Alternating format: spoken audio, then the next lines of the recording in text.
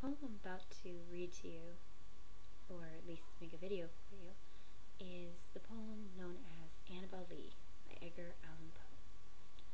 One of the most notoriously dark poets in history. Now, if you had asked me, say, 10 years ago, if I would ever read an Edgar Allan Poe poem, that just never would happen.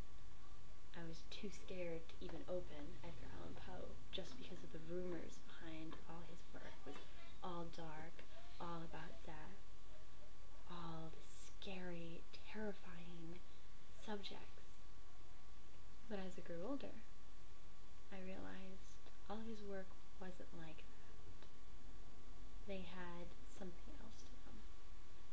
And what I really like about Annabelle Lee is it starts off sounding like a love poem.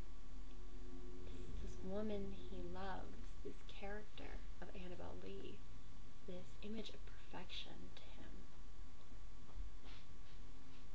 And then the poem turns and takes this completely different direction into a point of she dies. So what does he do now? It's true love. So what happens? When you go to true love, what is there after? What do you do? And he took the rather darker route to get to it. And to me, that was just brilliant. And the fact that it also rhymes partly is also really impressive.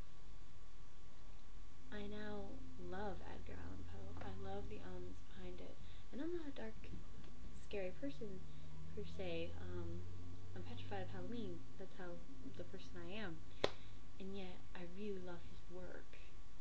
I mean, for crying out loud, you look at Edgar Allan Poe, you see this image of this dark, horrible man. And then you start to read Annabelle Lee, and you're like, whoa, where'd this come from? It sounds like something out of Hallmark. And then you keep reading. And then you read some more. And you see these darker elements come to play. And I think I've wasted enough of your time. So without further ado, here is Annabelle Lee by Edgar Allan Poe in my video format. Enjoy! Annabelle Lee by Edgar Allan Poe. It was many and many a year ago, in a kingdom by the sea, that a maiden there lived whom you may know by the name of Annabelle Lee. And this maiden she lived with no other thought than to love and be loved by me. I was a child and she was a child in this kingdom by the sea, but we loved with a love that was more than love, I and my Annabelle Lee. With a love that the winged seraphs of heaven coveted her and me, and this was the reason that long ago, in this kingdom by the sea, a wind blew out of a cloud, chilling my beautiful Annabelle Lee, so that her high-born kingsmen came and bore her away from me, to shut her up in a sepulchre in this kingdom by the sea. The angels, not half so happy in heaven, went envying her and me. Yes, that was the reason, as all men know in this kingdom by the sea, that the wind came out of the cloud by night, chilling and killing my Annabelle Lee. But our love was stronger by far than the love of those who were older than we, of many far wiser than we, and neither the angels in heaven above nor the demons down under the sea can ever dissever my soul from the soul of the beautiful Annabelle Lee.